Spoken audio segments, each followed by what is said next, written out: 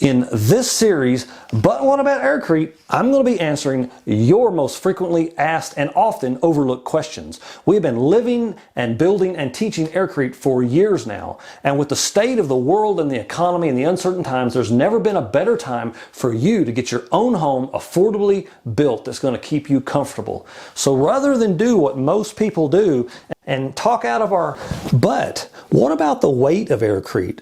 If I'm disabled, am I going to be able to build an AirCrete house? Yes and no. While the AirCrete itself is light, the bags of cement are still 92 and 94 pounds. You can cut those bags open and scoop out what you can carry and dump it in a little at a time. Or you can find some assistance or hire some labor to help you do it.